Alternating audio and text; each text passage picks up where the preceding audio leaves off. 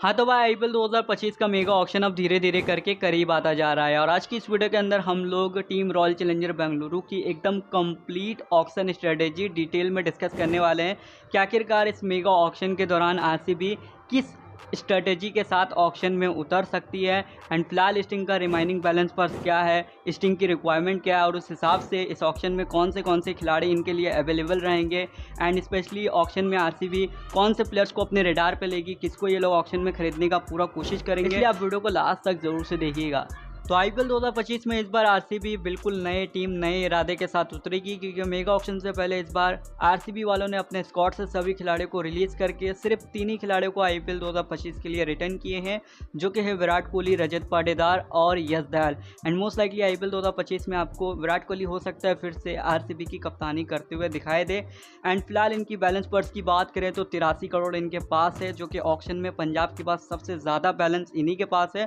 और उस हिसाब से आरसीबी को इस बार ऑक्शन में शॉपिंग भी बहुत सारी करनी पड़ेगी क्योंकि फिलहाल आरसीबी के पास 22 स्लॉट्स अवेलेबल है, यानी ऑक्शन में ये लोग टोटल 22 खिलाड़ियों को खरीद सकते हैं जिसमें से मैक्सिमम 8 ओवरसीज प्लेयर हो सकता है। इसके अलावा इनके पास 3 आरटीएम कार्ड का भी ऑप्शन अवेलेबल है। तो चलिए अब बात करते हैं आरसीबी टीम की 1 बाय 1 करके रिक्वायरमेंट क्या है और उस रिक्वायरमेंट के हिसाब से इस ऑक्शन में इनके लिए कौन से खिलाड़ियों का ऑप्शन अवेलेबल रहेगा और आरसीबी को कौन से प्लेयर को नीलामी में टारगेट या फिर खरीदना चाहिए। तो यहाँ पर आरसीबी की सबसे पहली और बड़ी रिक्वायरमेंट है एक सॉलिड ओपनर और साथ ही इनको टीम में एक अच्छा सा विकेट कीपर चाहिए। तो अब अगर हम लोग इसके लिए सबसे पहले अवेलेबल ऑप्शंस की बात करें स्पेशली इंडियन, तो यहाँ पर केएल राहुल, ईशान किशन, समीर रिजवी और ऋषभ पंत। अब इनमें से गाइस मैं आपको बता दूं कि ऋषभ पंत एंड केएल राहुल इस बार ऑक्शन में आरसीबी के टॉप प्रायोरिटी पर रहने वाले हैं और स्पेशली मुझे केएल राहुल के आरसीबी में वापस आने के चांस थोड़े ज़्यादा लग रहे हैं क्योंकि कई सारे रिपोर्ट्स में इस बात का क्लेम किया गया है कि फ़िलहाल इस ऑक्शन में आरसीबी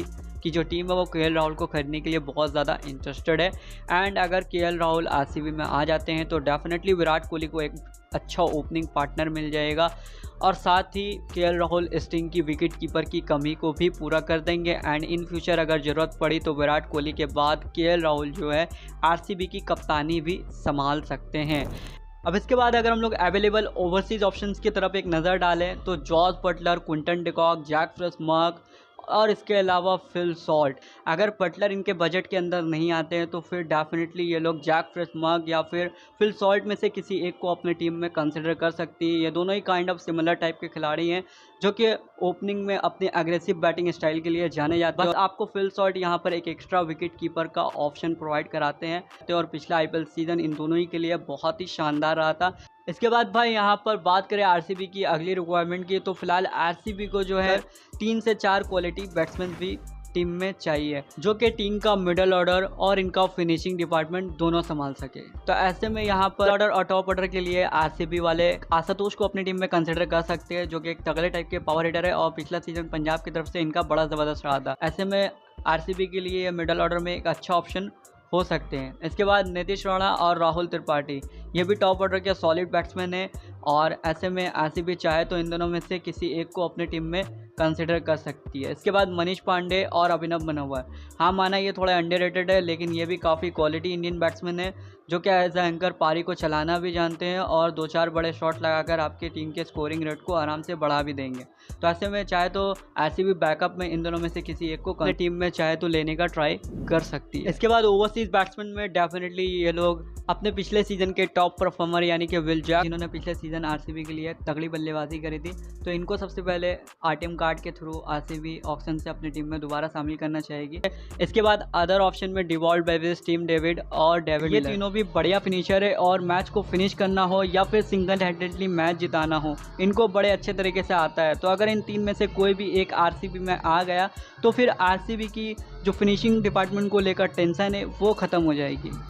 इसके बाद यहाँ पर आरसीबी की जो रिक्वायरमेंट रहने वाली है वो है ऑलराउंडर्स की एंड ऑलराउंडर्स में गाइस मैक्सवेल, जिनका आरसीबी के लिए पिछला आईपीएल सीजन उतना अच्छा नहीं रहा था। ऐसे में क्या आरसीबी इनके ऊपर आरटीएम कार्ड यूज़ करेगी, इसके चांसेस मुझे 50-50 नज़र आ रहे हैं। एंड मान लो अगर आरसीबी वाले मैक्सवेल को इस बार दोबारा अपनी टीम में नहीं लेते हैं तो फिर इनके रिप्लेसमेंट के तौर पे ऑक्शन से ये लोग जो है लियम लिविंगस्टोन को अपनी टीम में कंसिडर कर सकते हैं। ये भी बिल्कुल मैक्सवेल का लाइक टू लाइक रिप्लेसमेंट है जो कि मैक्सवेल की तरह ही ताबड़तोड़ बैटिंग करते हैं और 2-4 ओवर आपको स्पिन बॉलिंग करा के दे सकते हैं। एंड अगर लियाम लिविंगस्टोन भी इस बार ऑक्शन में काफ़ी महंगे चले जाते हैं तो फिर ये लोग सचिन रविंद्र को देख सकते हैं। ये भी बिल्कुल मैक्सवेल का लाइक टू लाइक रिप्लेसमेंट है और इनफैक्ट सचिन रविंद्र तो आरसीबी के बहुत बड़े फैन भी है, तो हो सकता है कि ऑक्शन में आरसीबी इनके लिए बोली लगाए। इसके अलावा मार्कस स्टोइनिस भी एक ऐसे ऑलराउंडर है जो कि इस ऑक्शन में आरसीबी के हॉट पिक रहने वाले हैं एंड डेफिनेटली आरसीबी इनको भी अपने टीम में लेने का पूरा कोशिश करेगी। बाकी इंडियन ऑप्शन में आई थिंक वाशिंगटन सुंदर की भी इस बार आरसीबी में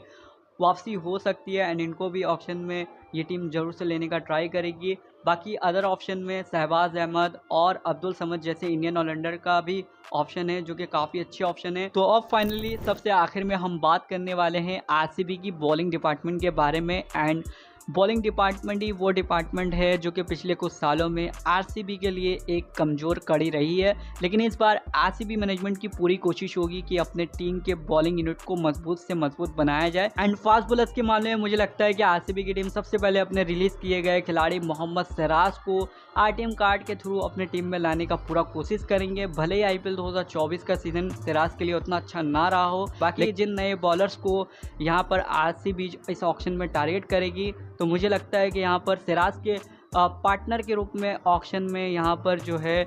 आरसीबी वाले मोहम्मद शमी को टारगेट कर सकते हैं। अगर मोहम्मद शमी किसी कारण आरसीबी को नहीं मिलते हैं तो फिर ये लोग डेफिनेटली भुवनेश्वर कुमार की तरफ जाएंगे जो कि अपने साथ काफ़ी एक्सपीरियंस लेकर आते हैं और आईपीएल के लीडिंग विकेट टेकर है। तो मोहम्मद शमी और भुवनेश्वर कुमार इन दोनों में से कोई भी अगर एक इंडियन फास्ट बॉलर आरसीबी को मिल गया तो डेफिनेटली आईपीएल 2025 के लिए आरसीबी की बॉलिंग लाइनअप काफ़ी यहाँ पर खतरनाक। इसके अलावा ओवरसीज फास्ट बॉलर के लिए ये लोग ऑक्शन में मिचेल स्टार्क के लिए तो बिडिंग करेंगे, लेकिन अगर मिचेल स्टार्क आरसीबी के हाथ नहीं लग पाते हैं तो फिर ये लोग जॉस हेजलवुड, मुस्तफिजुर रहमान या इवन ट्रेंट बोल्ट इन तीनों में से किसी एक को अपने टीम में लाने का ट्राई जरूर करेंगे। फास्ट बॉलर के बाद स्पिनर की बात करें तो डेफिनेटली इस बार आरसीबी की पहली choice as a spinner Yuzvendra Chahal रहने वाले हैं, जिन्हें 2022 के मेगा ऑक्शन के दौरान आरसीबी ने रिलीज़ करके एक बड़ी गलती कर दिए थे, लेकिन अब 2024 के मेगा ऑक्शन में फिर से युजवेंद्र चहल को अपनी टीम में खरीद कर आरसीबी ये गलती सुधारना चाहेगी। युजवेंद्र चहल के अलावा आपको बता दें कि रविचंद्र अश्विन, राहुल चहर और केकेआर के मिस्ट्री स्पिनर सुहास शर्मा का ऑप्शन भी इस ऑक्शन में अवेलेबल रहेगा,